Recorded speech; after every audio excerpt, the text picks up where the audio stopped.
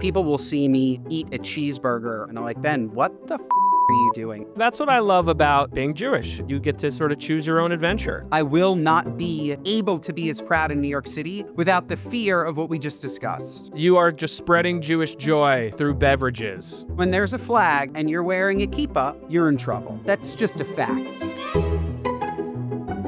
Welcome back to our summer edition of Being Jewish with Jonah Platt, 30-minute mentions. Same vibe, same tribe, shorter episodes. My guest today is one of the Jewiest people I've met in the past year, and I say that with the utmost admiration because he is being his full, authentic self to his million-plus Instagram followers and on his super Jewy podcast with co-host Josh Peck, Good Guys, which I was delighted to guest on for their Passover episode this spring. He's the CEO of Spritz Society, canned aperitifs, husband to content creator queen, girl with no job, and like me, he just had another baby. So let's find out if he's well-rested at all. Ladies and gentlemen, please welcome Ben Soffer. Thank you, Jonah. Great to be here. How's it going? It's going all right with me. I'm decently well-rested. How about you? I know you've got a newborn, right? I'm wonderful. I'm well-rested. I feel good. The bag's under my eyes. Honestly, take a peek. They don't even look that bad. They look pretty good. You look young, spring chicken. Speaking of kids, you and I, as kids, pretty similar upbringing as far as Jewish stuff goes. We both went to Jewish day school. We both went to Camp Ramah. You're more modern Orthodox. I was raised more conservative, but still super familiar to me. As I'm speaking to you now, where am I finding you on your Jewish journey? Such a great question. One, to clarify, I grew up conservative. I only really became modern Orthodox. I went to Yeshiva University for college. Right. Which sort of took my religiosity up a notch. They have a wide range from, honestly, Reform up to Hasidic, but I found myself somewhere in the modern. My wife also grew up modern, which definitely brought me over there, but people don't necessarily agree with my version of what modern Orthodoxy looks like. Like, people will see me eat a cheeseburger on Instagram, and they're like, Ben, what the fuck are you doing? Or, sorry, I don't know if we can curse. Ben, what are you, nuts? You sure can. And what I say to that is, and I'm coming back on your question, today, I'm not eating non-kosher meat. I am mixing milk with meat. Does that make sense? Probably not to most. But to me, at least today, I'm doing what makes the most sense to me. I remembered learning at Yeshiva University that the reason why we don't do chicken and milk, for example, is on the off chance somebody was strolling by the restaurant and peeked through the window and thought, oh, that looks a lot like a cheeseburger. Maybe he's eating milk with meat, and maybe somebody could interpret that is something that you're allowed to do. And it just became, for me, like, we live in a modern society where I'm so, as you mentioned, proudly Jewish. And for me, that's what matters most. Like, Hashem guides me every day. There isn't a day that goes by that I'm not thinking of him with every decision that I make. That's where my Judaism comes from. It's a complete unbreakable connection with Hashem that only got stronger with my son, by the way. The second that I saw my son, I'm like, oh my God, like, the fact that people think that God doesn't exist is insane. Like, where else does he come from? What do you mean he doesn't exist? He looks like me. So that was pretty crazy. So my Jewishness is really strong right now. So first of all, when you say, this is a small detail, but when you say I'm not eating not kosher meat, but I'm eating cheeseburgers, does that mean you're eating kosher beef on the cheeseburger? Yes. I mean, I love that. That makes absolutely no sense to me, but I love it for you. It doesn't make sense. There's something about, in my house, eating non-kosher meat that just feels very wrong to me. But there's something that feels less wrong about me taking a Kraft Singles and throwing it on at the end and having it on a paper plate. Is it right? Probably not, but it's what's right for me in this very moment. I love that. Okay, second thing I want to dig in on. You said there isn't a decision that you make where you're not, in conversation with God. What does that look like? What does that sound like? What does that mean? I think it has a lot to do with my wife. I'm very, very blessed to have a wonderful marriage. I think it has a lot to do with my parents. I'm blessed to have amazing parents and an amazing sister. A lot to do with my son now. Like, I really do wake up just incredibly grateful. There were times in my life where I definitely let day-to-day minutia cloud how grateful I was. Like, I'd wake up and I'd be stressed, or the same way with everybody, you go to sleep with like constant thoughts about whatever's going on in your life. And at this current moment, I wake up very grateful. And that gratitude throughout my day, I know, is guided by knowing that there's a higher purpose than selling alcohol or cooking or doing podcasts, or there's something bigger. I know for me, having a child was extremely transformative in so many ways, but also I, sort of dialed in, and I think everyone does a little bit, like the Jewish stuff. You're like, okay, what am I going to try to impart to this kid? How are we going to live Jewishly in maybe ways we weren't before, because I want this kid to get it. Are you having those kinds of thoughts and conversations?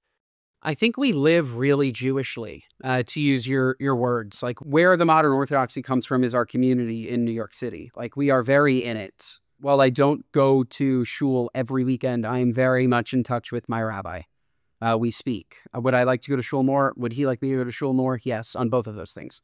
But I think that we are very connected in the city. The city is in a very strange place, and that only makes your want to be Jewish and talk about being Jewish even stronger, at least for me. Let's go down that road. I mean, tell me, what is the vibe on the streets of New York right now? And I'm assuming you're referring to the recent election in the Democratic primary, Zohran Mamdani. Yeah. He won that spot. So what are you feeling? Yeah. What are you seeing? I saw this coming from a mile away. I had a great closed-door meeting with Cuomo probably 2 months ago, a half hour, me, him, and a mutual friend. For what purpose? To learn what he wanted, what he would do for the Jewish people. Like, I'm, of course, a New Yorker. I'm, of course, an American, a very proud American, but I do always mention that I'm a Jewish American. My Judaism always comes first. It's very, very important to me that it comes first. So when people say things like, oh, what does Zionism have to do with a New York City election? Well, as somebody who's Jewish first, a whole lot. A whole lot. Yeah. So I had a meeting with Cuomo just to understand where he stood. Got a great vibe from him. Endorsed him publicly on Instagram. Got a lot of backlash. He wasn't great as a governor. The COVID stuff. He had sexual assault stuff. And all of that is true and terrible. And the reason that I bring that up is because that pales in comparison to Zohran Mamdani and what is currently at stake in New York City. It's anti-Semitic. It's anti-American. It's anti-our way of life. The way that you currently live, Jonah, you could not live that way under what he is proposing. And tell me why. So we can start with the anti-Semitic piece. People say, oh, he's why is he anti-Semitic? Because he's Muslim? No, of course not. Like, that's calling me a racist. Absolutely not. Absolutely not. He's anti-Semitic because he does not denounce globalize the Intifada.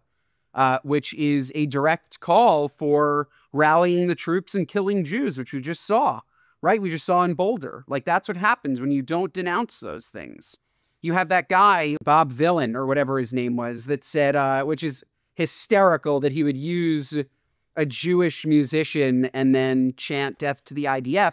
But that's what globalize the Intifada is. It's people get really, really excited to rally the troops in a direction that ends up with Jews being killed or false narratives being spread or dehumanizing the IDF or whatever it may be.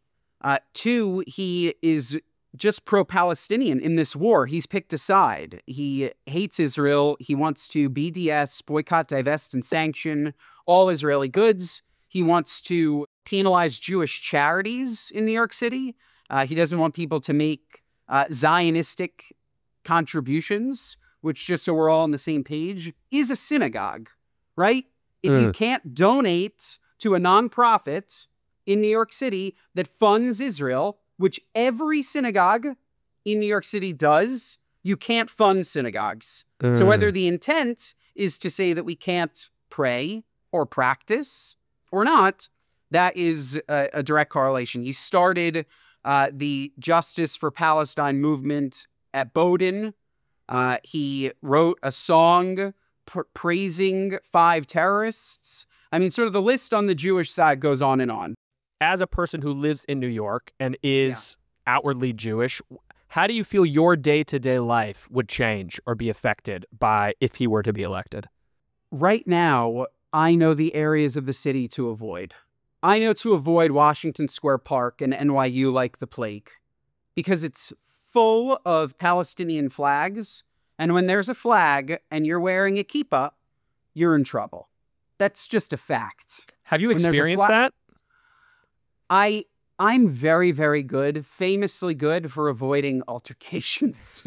So if I'm on the street and I can sense that something bad's about to happen, I'm fake phone call immediately. I'm walking into a deli. I'm not getting in your face and saying anything ever. I have no interest, because I know that that one-on-one interaction is not going to help the overall cause. It's only going to potentially put me in danger. So I avoid that area. And the reason that I bring that up is because that area, people are very, very comfortable being anti-Semitic.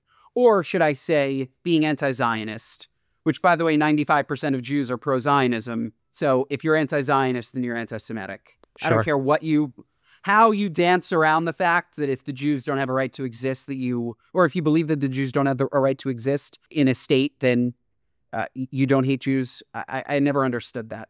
So there, and by there I mean people who are pro-Palestine or globalize the Intifada or whatever it may be, anti-Zionist, if they become very comfortable, Jonah, throughout New York City, I will become less comfortable.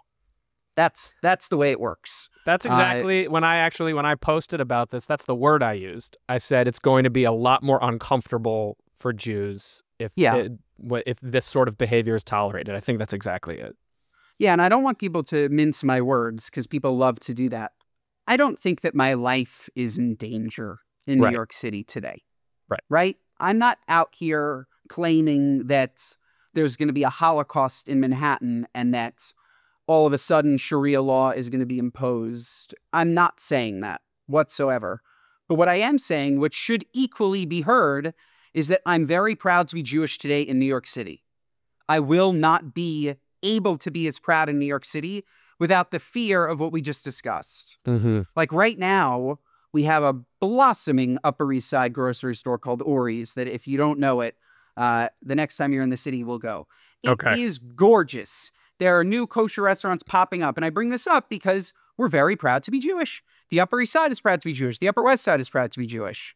And if you have a mayor that is questioning that, I would not be shocked if bricks went through the window. I saw what they did with hostage posters, right? Like, that's when we have a very Zionist state and city. If all of a sudden it's cool to hate Israel and cool to hate Israeli products, and all of a sudden boycott Israeli coffee shops like we had seen right after October 7th, the city can become very scary. How much of you being Jewish online is just you being Ben, and that's who Ben is? And how much of it, if any, is like with an intention or a mission about how you are representing or expressing or modeling being Jewish? 1,000% Ben being Ben. I'd say once every 6 months. It used to be never. Once every 6 months, something terrible will happen, and I'll need to craft what I feel is like a statement that I'll put on Instagram stories that talks about a current event in the Jewish world and the way that I feel about it. But otherwise, no, I don't. It's just me being me. I actually hate when people sort of turn it into like their entire personality on Instagram. Like become like, and I've seen this a lot post October 7th, where people have made it their whole personality to advocate for Jews in like a not genuine way. It like became a job for them. Like I'm sure I'm not calling anybody out by name, but I'm sure that you know the people that I'm talking about. And so for me, no, it was always just being authentic and being myself. And it's the way that I was raised, and the way that I act with my friends is the way that I act with everybody else. How Jewish is your audience? Do you know the answer? For the most part, my audience is religious. religious doesn't necessarily mean Jewish. I have a lot of very, very religious Christians, a lot of them, that love Jews. I don't have anybody that follows me that doesn't love Jews. Let's start there. Right. Anytime I post about anything that goes against that, or like talks about, like when I made a statement about Mamdani, I got a million positive messages, and then I'll look the next day and I had 4,000 people unfollow me. And that's fine. I'm happy to weed out the people that don't agree with me.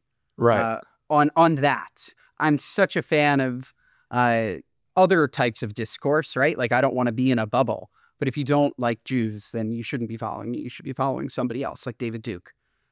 So, pretty Jewish. They love to remind me that Spritz Society isn't kosher. As I talk about picking and choosing, I drink non-kosher wine.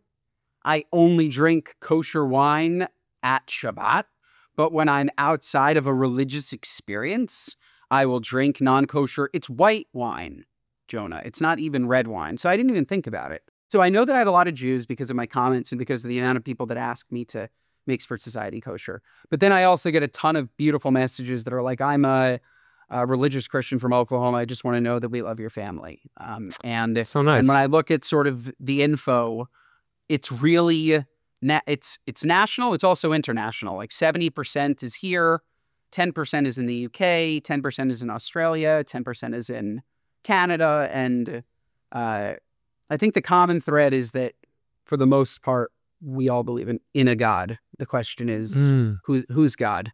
But there's definitely a religious elk to my audience. When you say you drink kosher wine at Shabbat, that's something you do in your house? Like you save the kosher wine, it makes it feel like more special for Shabbat for you? Yeah. I love that. Only with a Kiddush cup. Like when I'm saying Kiddush, it's with kosher wine. But again, this is just me being me. I will break out a great bottle of Camus because that's what I prefer to drink for the rest of the meal. But like, I would feel weird pouring wine on Rosh Hashanah that wasn't kosher. Again, just me being me. Well, that's what I love about being Jewish is, you know, you get to sort of choose your own adventure. I think me and you are similar in that. And maybe it's the way that we were raised, where there are some people that are very adamant that you cannot pick and choose. And my number one thing is, as long as you're growing towards something, you should be able to pick and choose. There's two options, pick and choose or do nothing. You want them to pick and choose. Exactly. I'm not ready to be full-blown. I'm not. I'm ready to continue to try my best on this upward trajectory. But if picking and choosing allows me to feel like I'm closer to Hashem, then let me pick and choose. And if you don't want me to pick and choose, then you're against the Jewish cause, because the Jewish cause is eventually we all get to this highest level. But it takes some people a while. I don't know if it'll happen in this lifetime. 100%. And I think from the other side, like it's fear-based, right? I mean, like I've spoken to ultra-Orthodox, and sort of the reason a lot of these laws exist is to sort of, you know, keep the gate closed so that people don't slip away from the faith, and it's like the slippery slope sort of mentality. Sure. But then what you're losing is sort of the other side of that, of people like you and me who, you know, are deeply Jewish, but looking to do it in a way that works for them and their life. Yeah. So, you know, you need a little bit of both, because as we're also seeing in today's world, like some people have totally lost their Jewish identity because it has been a slippery slope for them, and they let go of a little more and a little more and a little more and a little more until they got nothing except, you know, a name on a birth certificate. Totally. And I'm thinking about this for the first time, but I think that why my Jewishness and my Judaism has never faltered in terms of my relationship with God is because it's one of the only things in my life that I don't do all or nothing. Like, I'm somebody who struggled with his weight his entire life. Ozempic is God's drug. But before that, even on it, 290 to 230 to 290 to my whole life. And that's because I'm wired to want to go on a really, really, really hard elimination diet. So I'll go on something like keto for 3 months. I'll drop 50 pounds. And then the second I have a bagel again, I'll have 40 bagels and it's over.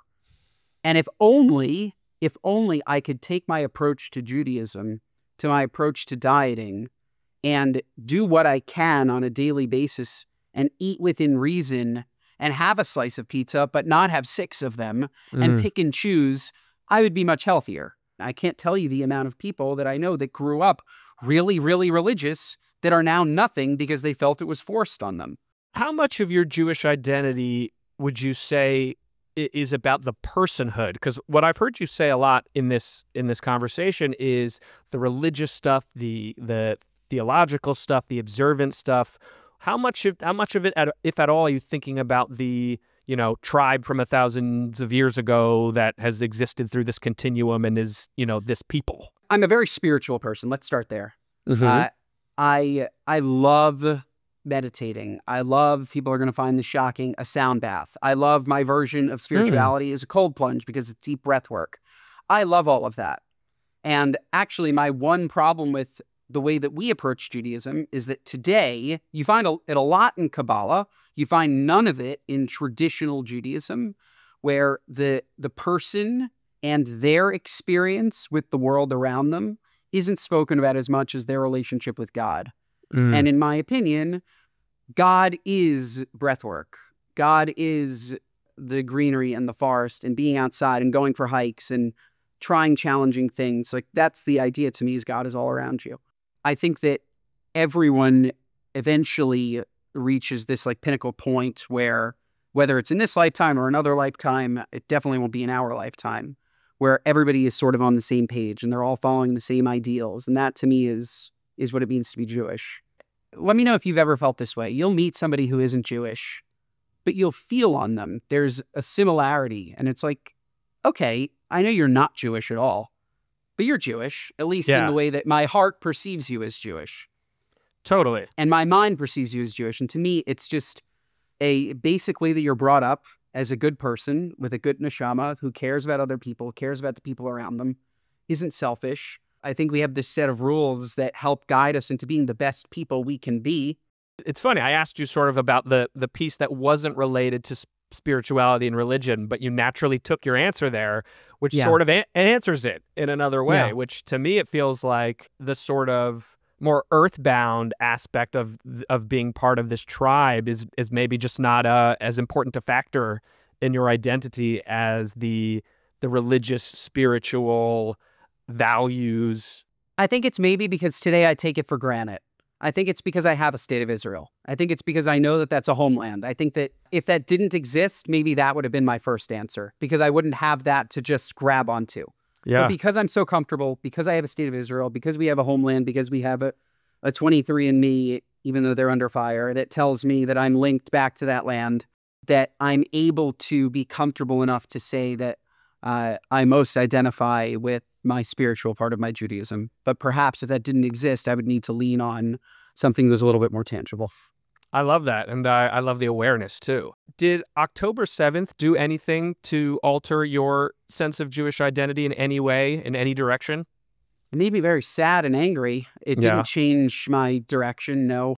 I remembered posting on October 7th how unbelievably devastated I was, but to watch that we were about to be blamed for this. Right. I remember posting it on the 7th because this is not new. Yeah. We've been taught this forever. Like, this is the exact plight of the Jewish people that has been going on for thousands of years, where we are not the aggressors, we are trying to exist. And today's sort of form, social media has just destroyed this narrative. It's gone. Yeah. Poof. It's completely gone. So, no, October 7th didn't do anything more to me. It didn't have to. I would say that October 7th did a lot for others. And naturally, I'm now involved with more people than maybe I was before. Yeah. Because friends of mine that maybe weren't so, not proud. They were always proud to be Jewish, but they didn't understand. The same way that I spoke about the comfort in having the state of Israel, they became so comfortable that nothing bad would ever happen and that we were just great. And then something horrible happened and they were reminded, oh, these aren't fairy tales that our grandparents and teachers told us. These are real things. The Holocaust really did happen 80 years ago. And you could see how it could happen, especially in an age of non-social media where anybody could get away with anything. Like Right. you don't know, right? Like right now we have little snitches hanging out all over the globe, for better or for worse. Back then you didn't. You could organize an attack and nobody would ever know. You'd find out in the news, on a Yeah. newspaper, on a curated newspaper, right? So I think it brought a lot of those people out to fight, which in turn gave me more people to fight with. I love that. I remain unchanged. Yeah. I've always been like this. Or I would be remiss if I didn't get into Spritz Society a little bit here. Sure. Yeah. Especially the fact that you have one of your SKUs is a collab with Claussen's Pickles. Yes. Which is like makes it the Jewiest drink on the market. I literally just bought a jar of whole dill Claussen's Pickles yesterday. That's my go-to brand. Oh, well, they're the then best. Tell me about this partnership. Then you need to go to your local Target and pick up, or order it on my local GoPuff, or order it on your local GoPuff, or I can send you some. But so yeah, Spritz Society is a wine-based sparkling cocktail company that I started 5 years ago. In addition to being proudly Jewish, I spent 10 years running celebrity and influencer marketing agencies, most notably VaynerMedia, and have been in the influencer celebrity relations game for a long time. And my wife and I built up these platforms, and she had a huge podcast, and I grew a podcast, and all of a sudden it's, okay, what do we do with this audience? We could do brands deals forever, but brand deals are fleeting, and we wanted to build something tangible and start to be entrepreneurs. And our first sort of foray into that is Spritz Society. But I plan on building brands forever. I love the CPG space. It's just so exciting to be able to make space? Like consumer packaged goods, like to be able to make something that's better than what's out there. Like when we grew up, at least I never thought about it. It was like, okay, it's just Coke, right? Coke is the best, or Pepsi is the best. Nobody's ever going to challenge them. And like, well, nobody ever said Pepsi is the best of anything. And by the way, not me, but some do. I'm a big Diet Coke guy. Same. But challengers are here. Challengers are here. Like in the soda game, that's a Poppy or an Oli Pop, or like these are real brands. And in our space, I saw White Claw and Truly was challenging beer. Everybody loved beer, and then one day they said, beer's all right. I'd rather have a seltzer. And it was sort of like an eye-opening. It was like, oh, you like vodka sodas? Like I drank that in college, but you, like Mary at 30, want a vodka soda in a can? No, you don't. You just hate beer that much that you're going to have a vodka soda. And then I found out that White Claws weren't vodka. They were malt. So it really became like a beer soda. The base is malt. And I thought, all right, lack of transparency. There's an opportunity to make something better. We have a community of millennial women. Why don't we ask them what they want? And so I put together a Google form and asked 50,000 of them via DMs their opinions on logos, flavors, can designs, alcohol percentage, alcohol base, and called that group the Spritz Society. So we named the brand after the group that helped pick it. But they said, if you made a wine-based sparkling cocktail that tasted great, we'd love it. We drink Pinot Grigio, Sauvignon Blanc, Rosé, and then when we pick up these seltzers, they're tequila, malt, vodka, or beer. So make something wine-based. So that's what we've done. And it started off in you mentioned earlier, like aperitif-driven flavors. We moved into more sort of mainstream, Americanizing the Spritz. To us, a Spritz is just a colorful, effervescent cocktail. Our bestseller is Pink Lemonade. It's a sparkling wine-based pink lemonade sold at Target. And even a pickle Spritz, where if you think about white wine and pickle juice and brine, if you were to cook with them, they would all go together.